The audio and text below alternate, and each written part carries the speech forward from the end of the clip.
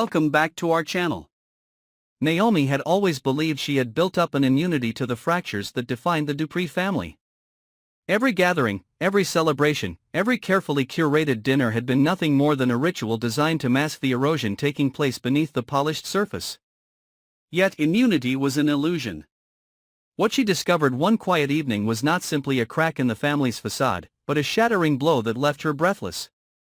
The revelation was small in its physical form, a slip of paper, folded unevenly, tucked hurriedly into Dani's handbag. Naomi had only glimpsed it when Dani stepped away for a moment, but that single glance was enough to uproot her. A medical report, concise and merciless, confirmed what Dani had been trying to conceal. Dani was pregnant. Naomi's stomach turned not only from the revelation itself, but from the name scrawled in a hurried note on the corner of the page: Andre. This was not an accident of passion, not a fleeting mistake. This was the kind of betrayal that dismantled entire systems of trust. Naomi's breath caught, her body shuddering in silence as the reality settled. Dani and Andre were bound in the most irreversible way possible, and the child that grew within her was destined to be the spark that would ignite a storm already long in preparation.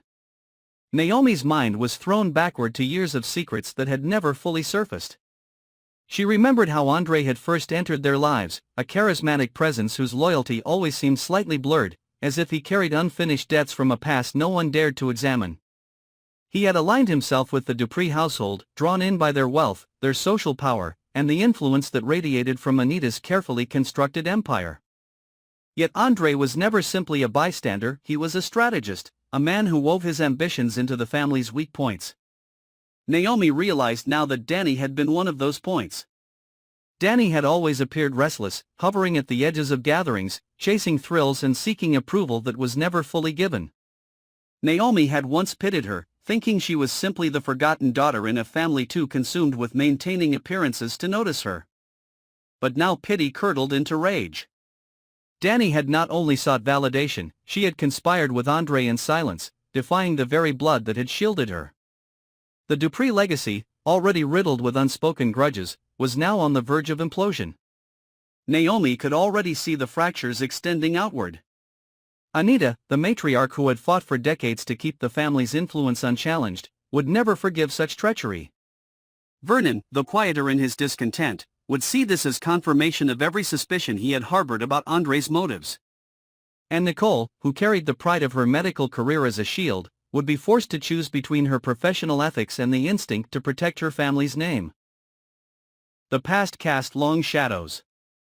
Years ago, Naomi had witnessed another scandal buried under the marble floors of the Dupree estate. A financial crime, orchestrated by Vernon to shield the family from ruin, had never been exposed. Documents had disappeared, witnesses had been silenced, and the family had emerged seemingly unscathed. But Naomi had never forgotten the night she overheard Anita's trembling voice warning Vernon that their sins would resurface when they least expected it. The unborn child was not simply Dani's private shame, it was the vessel through which those old sins would be resurrected.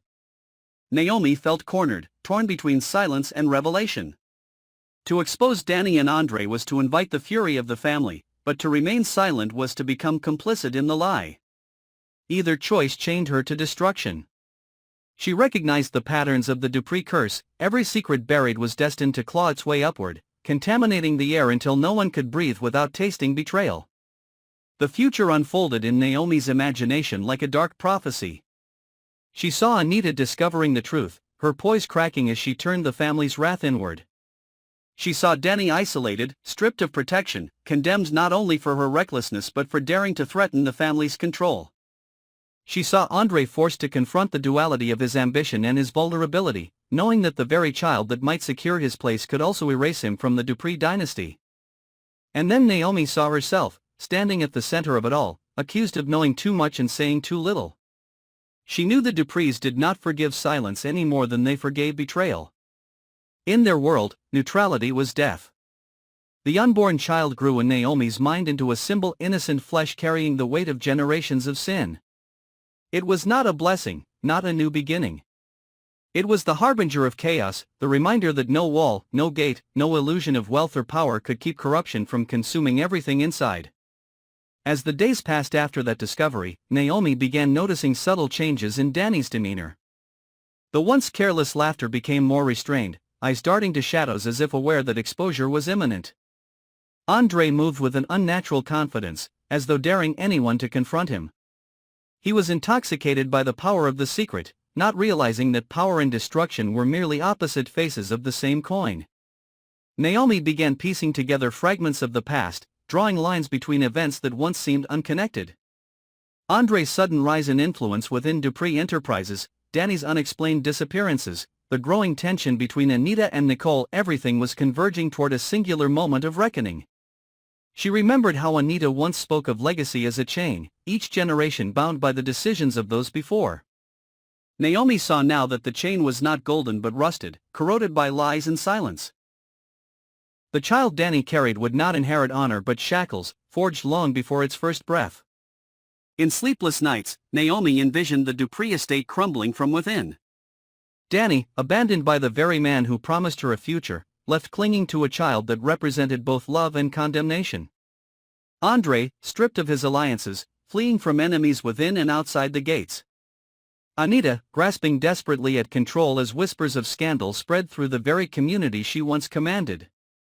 And Naomi herself, transformed into both witness and judge, her every decision shaping whether the family collapsed in secrecy or burned in public shame. What unsettled Naomi most was not the betrayal itself but the clarity it brought. She understood now that the Dupree family had never been united, only bound together by fear of exposure. The discovery of Dani's pregnancy was not the cause of their destruction, it was merely the trigger that revealed the destruction had always been inevitable. The future loomed heavy. Naomi could almost hear the cries of the unborn child, not as a sound of life but as an echo of judgment. Each heartbeat was a countdown, each day a step closer to the collapse. She realized there was no path left that did not lead to ruin. The only choice was in how that ruin would be revealed, quietly, within the suffocating gates of the estate, or loudly, dragging the family's secrets into the merciless light of the outside world. Naomi stood in the mirror one night, her reflection fractured by the dim light, and she accepted a truth the others refused to see: the Dupree dynasty was already dead.